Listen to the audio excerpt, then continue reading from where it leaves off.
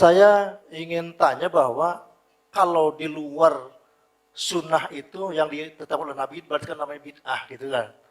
Nah, bid'ah itu bisa diartikan tidak sah atau mubazir. Nah, apakah yang dibilang bid'ah itu ada hal-hal yang mendapatkan pahala atau tidak itu tadi? Menurut hukum, apakah bid'ah itu bisa mendapatkan? Terima kasih. Assalamualaikum warahmatullahi wabarakatuh. Waalaikumsalam warahmatullahi wabarakatuh. Baik, yang pertama silakan Ustaz. Alhamdulillah, saya diingatkan tentang pertanyaan tentang bid'ah. Saya teringat perkataan ustadz saya, syekh saya ketika di Pakistan. Beliau mengatakan, ini ketika kita ngaji usul fiqh, bid'ah itu bukan hukum. Hukum dalam Islam itu cuma 5. Kalau menurut mayoritas ulama, menurut madhab Syafi'i, Maliki, dan Hambali itu hukum itu ada 5. Pertama, wajib. Yang kedua, apa? Sunnah. Yang ketiga, mubah. Yang ketiga, makruh. Yang kelima, haram. Jadi 5 nih hukum. Kalau kata madhab Hanafi, hukum itu ada 7. Wajib, fardu. Sunnah, mubah, sunnah, makruh, mandub, kemudian makruh dan makruh karahiyatut tahrim. Ada 7 di sana. Tapi semuanya esensinya sebenarnya sama saja.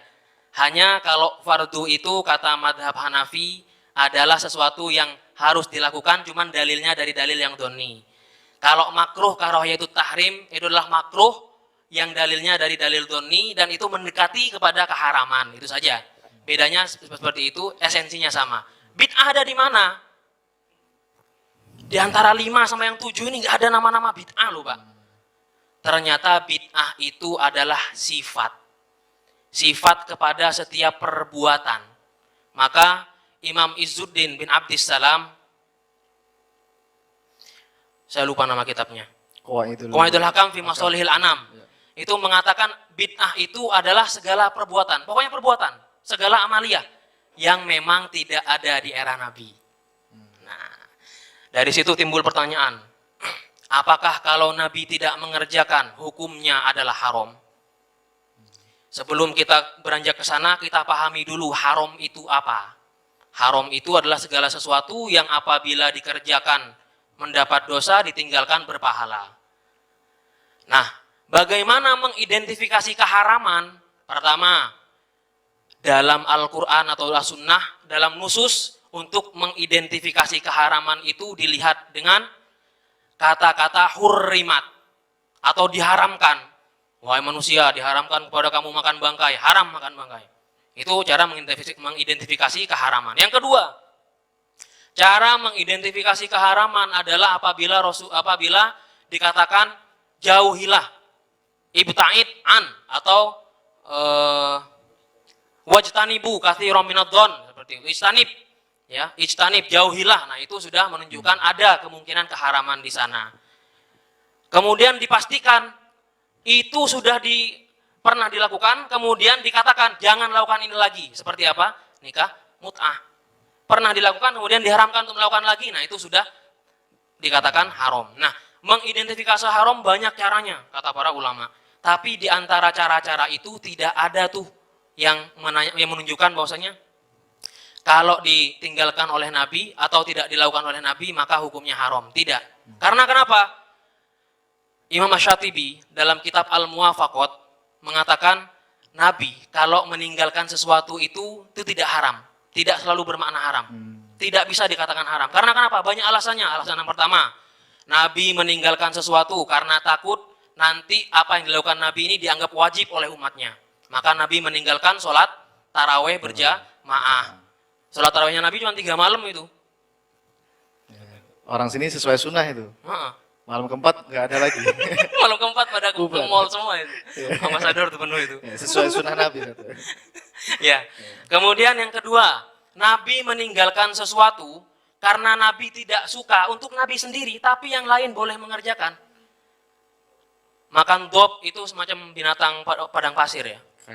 Kadal padang pasir. Itu sahabat makan itu. Rasulullah nggak mau makan. tapi nggak diharamkan sama Rasulullah. Nah, dari sini kata siapa? Imam Syatibi, tidak bisa dikatakan bahwasanya apa yang tidak dilakukan Nabi, apa yang ditinggalkan Nabi itu adalah haram. Tidak. Bisa jadi yang ketiga, Nabi meninggalkan atau tidak mengerjakan sesuatu karena ada sesuatu yang afdol dikerjakan. Jadi kalau dalam perang itu ada orang-orang munafik yang keluar dari jamaah perang, itu dihalalkan untuk dibunuh, Pak. Tapi Rasulullah tidak mau membunuh orang-orang munafik itu. Karena kenapa? Akan banyak madorot-madorot yang timbul nantinya begitu. Ada yang nanti takutnya orang-orang muslimat yang menjanda dan lain sebagainya, kan susah mau dipoligami. Nah, seperti itu. Jadi ulama itu sepakat bahwasanya keharaman itu bisa diidentifikasi dengan banyak cara, tapi tidak dengan cara kalau Rasulullah, dengan kaidah kalau Rasulullah meninggalkan atau Rasulullah tidak mengerjakan, tidak. Beralih kepada bid'ah, tadi saya katakan bid'ah itu adalah sifat, dia bukan hukum. Maka kalau ada orang tanya, ini hukumnya apa? Hukumnya bid'ah, tidak. Tapi kalau dengan amaliyah ini bagaimana? Amaliyah ini sepertinya bid'ah. Dan bid'ah itu menurut para ulama itu terbagi, Pak. Terbagi kepada bid'ah. Ada yang bilang bid'ah hasanah, bid'ah sayyi'ah. Ada yang membagi bid'ah itu kepada 5 hukum tadi. Bid'ah dibagi pada 5 hukum tadi. Itu dalam kitab Imam Nawawi mengatakan demikian. Ada bid'ah wajib, bid'ah sunnah Iya. gitu. Nanti dikait-kaitkan. Adakah bid'ah yang hukumnya sunnah? Ada. Adakah bid'ah yang nanti berpahala? Ada. Wa ni'matul bid'ati hadhihi, kata siapa? Umar ketika ngapain tuh? Sholat tarawih Berjamaah. Jadi sholat tarawih itu di era Rasulullah agak malaman dikit, Pak. Kalau sekarang kan jadinya setelah Isya ya, Pak ya. Setelah Isya. Nah, ini nikmat-nikmat bid'ah yang nikmat beneran yang dimajukan itu. Kalau malaman dikit bisa telat sahur kita. Apalagi di negara-negara yang musim panas itu panjang musim panasnya, durasinya untuk bisa sahur itu untuk makan itu cuma kadang-kadang 6 jam saja. Nggak tidur kita. Jadi kalau misalkan agak dimalemin tuh tarawehnya, wah sudahlah itu.